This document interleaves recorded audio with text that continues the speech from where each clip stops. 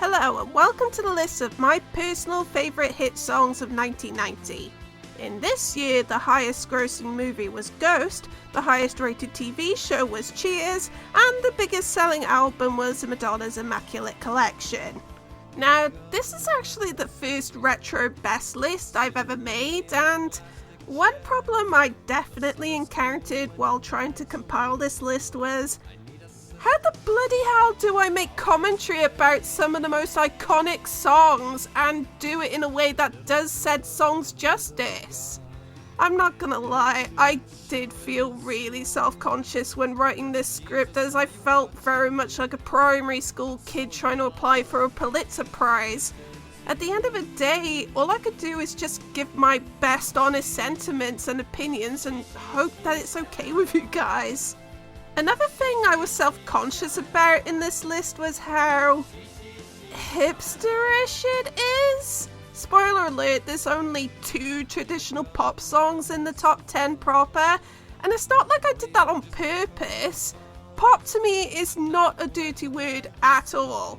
I just have my specific tastes and they tend to lean more on the alternative side. And really, I shouldn't have to apologise for liking what I like, okay?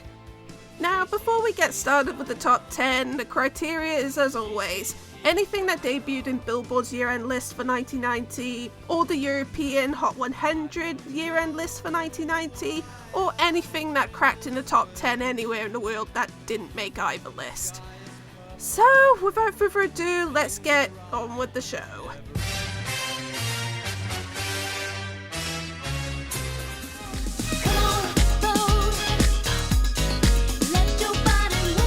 Here's a fun fact that's guaranteed to make some of you feel old. This is actually the first Madonna song I remember hearing as a kid. Yep, you're welcome. Speaking as someone who's been learning more about queer history recently, it cannot be understated just how important this song was in terms of bringing mainstream attention to ballroom culture, which, from what I understand, was very much an underground queer scene back in the 80s, and keep in mind, at this point we weren't far removed from the 80s at all, which was a deeply homophobic time, especially in the US. Well, this is definitely a more pop-friendly take on the whole culture, especially if you're familiar with the movie Paris is Burning. I do believe the song and video was made with the very best of intentions, and for that I greatly appreciate this. Oh, and this song is an absolute bop, obviously I should make that crystal clear.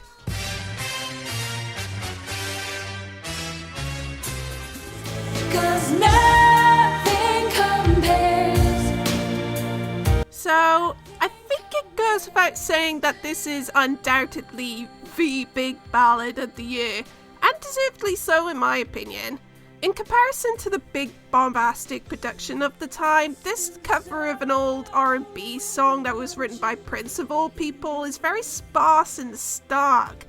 And to me it works very well with Sinead's very powerful and emotive performance on this song.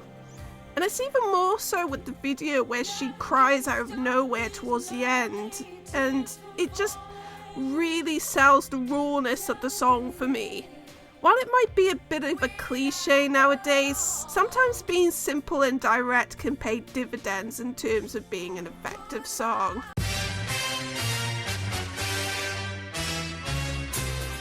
But if I work all day on the blue sky, there'll be food on the...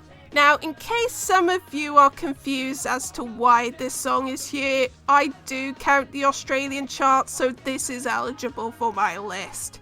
In my humble opinion, the Oils to me are a pretty damn underrated band outside of Down Under, and they should be more well known here in the UK.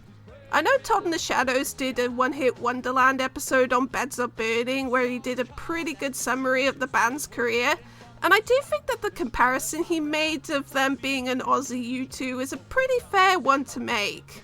Now, this song is specifically about the hardships of people who work in mines, and as someone who grew up in a former mining town, I'm familiar with the kind of working class culture you see in these kind of towns.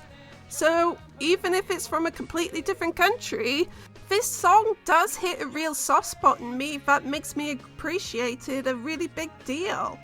And also I want to point out that that harmonica riff is absolutely killer, like top-notch stuff right there.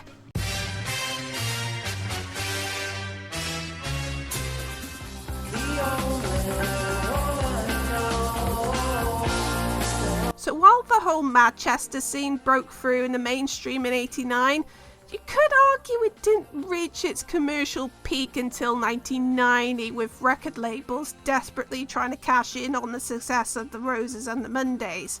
And one of the bands to score big in that second wave was the Charlatans. From research, I was interested to find out that this song is basically a mashup of different hooks from different songs, ranging from Hush to You Keep Me Hanging On to even funk. And it all somehow comes together really well to create one of the most iconic songs of the whole Manchester era. There isn't even really a proper chorus in this song, but it doesn't really matter because I find the song to be thoroughly rewarding, as the song is just full of hooks, as I suggested earlier. It's an indie disco staple for sure, and one we could never do without.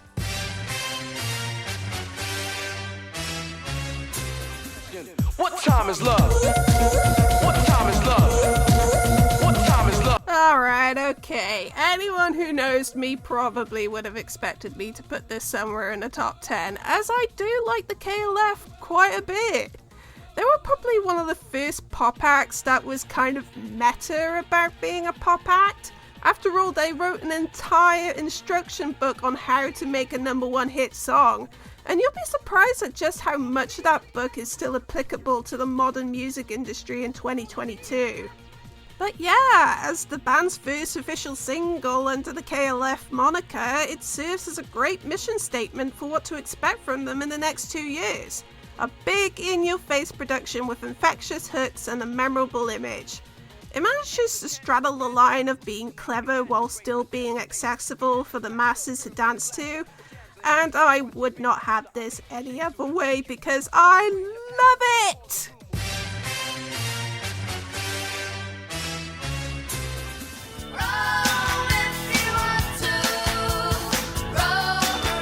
Now, I'd imagine you guys probably expected Love Shack to be on this list, and while I do consider it an absolute classic, I honestly prefer Rome a lot more, and I'm not exactly sure why. It's just a really strong tune for me, and I always want to sing along with it whenever I hear it. And it has a nice positive vibe to it. It's just about feeling free to roam around the world without care. And I don't know about you, but I kind of need songs like that on a bad day. To be honest, the world needs more happy songs these days, and this fits the bill very nicely for me.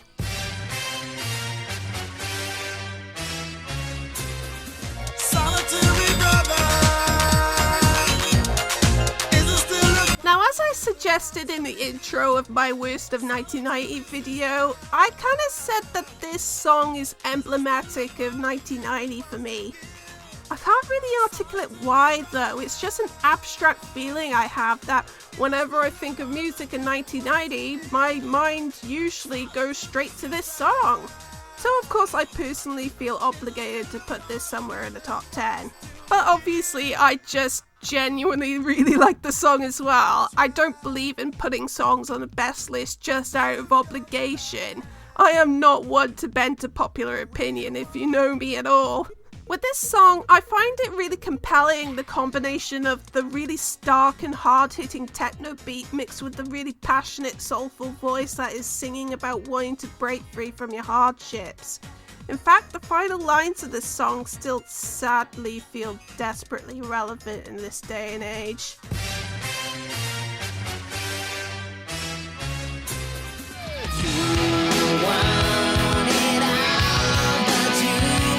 So, here's a funny story for you guys. When I first heard this song as a 20-year-old indie music snob, I did not like this song. I know, throw all the tomatoes you want at me. But I just thought it was too over the top for my taste back then, but Trust me, a few years later, when my taste evolved as I got older, I gained a far bigger appreciation of just how hard this song hits and how unashamedly weird and ridiculous it is.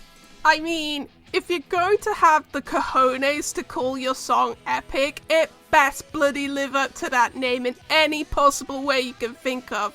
And oh boy does this song achieve that and more. It has epic vocals, epic guitar riffs, epic slap bass, an epically long outro, and an epic music video which shows weird stuff like a dying fish, evil eyes, and things that go splodey all over the place. All of this, give me all of this, yes please and thank you.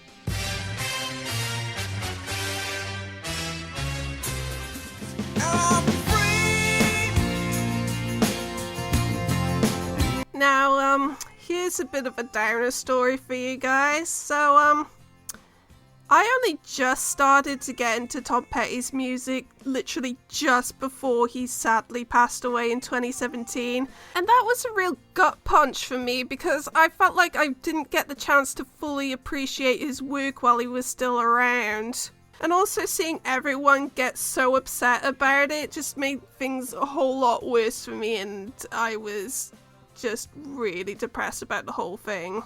But yeah, this is probably his most famous song, and in my opinion, it's for good reason. While it's not my personal favourite song of his, it's nonetheless an absolutely glorious pop song with one of the most soaring choruses ever constructed, in my opinion. And I also highly recommend its parent album too if you're into this kind of music. It's really, really good, trust me.